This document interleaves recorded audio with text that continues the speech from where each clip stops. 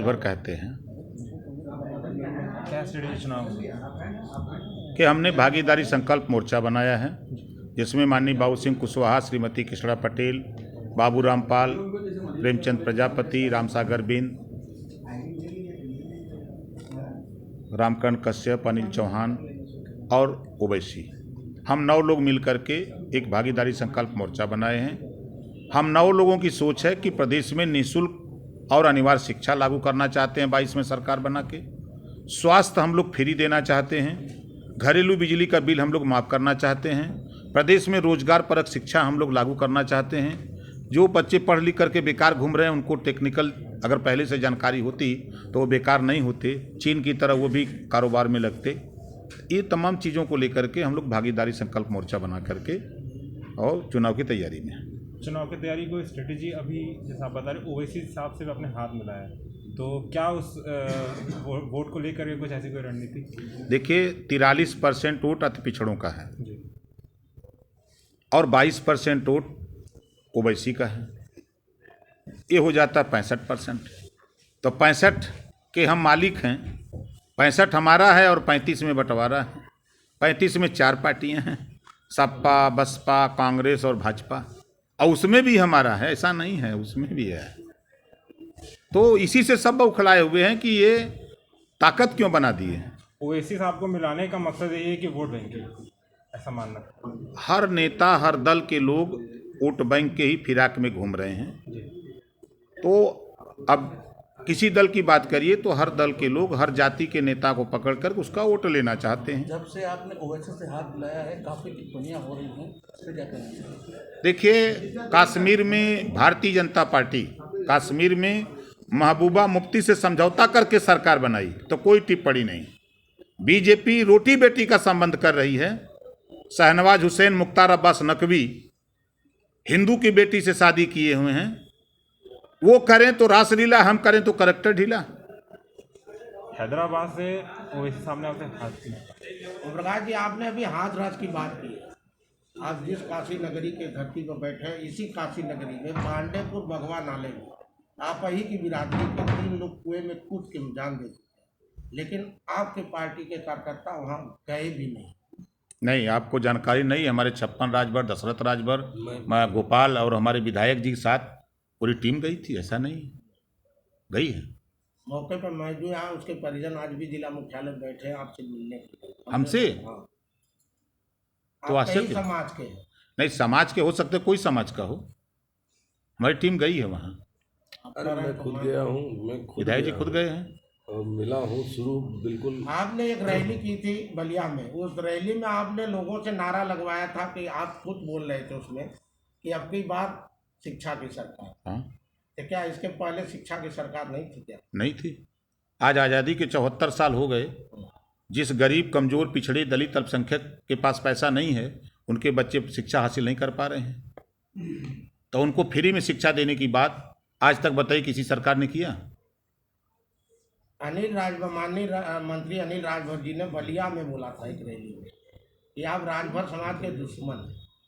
सही क्या कहा। कहना है? बच्चा है, अभी समाज का है ना, बच्चा है। परिवार में बच्चे जो होते हैं वो कभी कभी गलती करते हैं। माननीय मंत्री जी, अगर उनको देखा जाए तो उनकी पृष्ठभूमि उनके पिताजी के ज़माने से ही चली आ रही है राजनीतिक पार्टी, आज के डेट में कैबिनेट मंत्री।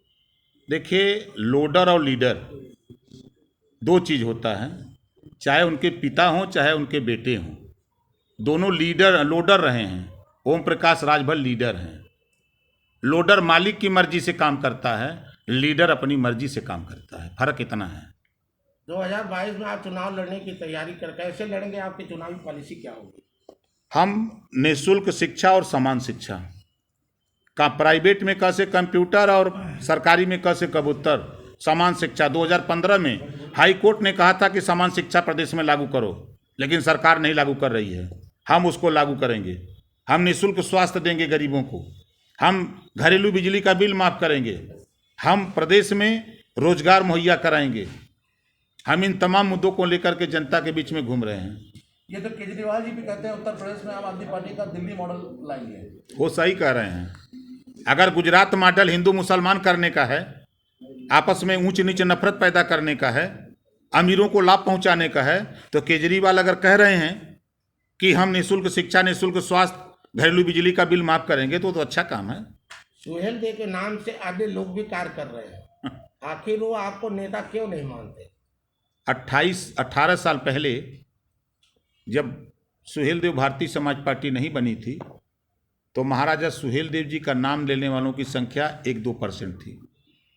जब से ओम प्रकाश राजभर ने अलग जगाया है, आज करोड़ों करोड़ों सुहेल देव जी का नाम सम्मान के साथ ले रहे हैं। और आज के परिवेश में होड़ लगी है, चाहे बीजेपी हो, सपा हो, बसपा हो, कांग्रेस हो, सब लोग सोच रहे हैं कि सुहेल देव हमारे पाले में आ जाएं। जानते हैं इसका कारण क्या है? 8% वोट अकेले राजभर का 120 सीटों पर है। 9% यादव है, 7% चमार है, 8% अकेले राजभर है। ये 8% वोट सबके दिल में बैठ गया है। इस नाते सब लोग तड़फड़ा रहे हैं कि ओम प्रकाश राजभर 8% वोट ले लिया। इसका वोट हो गया कुशवाहा का, चौहान का, पटेल का, प्रजापति का, बिंद का, निषाद का, मुसलमान का, तो 65 हो गया। इस नाते सबको तकलीफ है। जितने लोडर हैं किसी दल में, जितने लोडर हैं सब परेशान हैं। तो माननीय अनिल राजभर जी क्यों कहते हैं कि सुहेल देव समाज पार्टी की आप दुश्मन? लोडर का बोलेगा, मालिक कहता है, बोलते हैं लोग।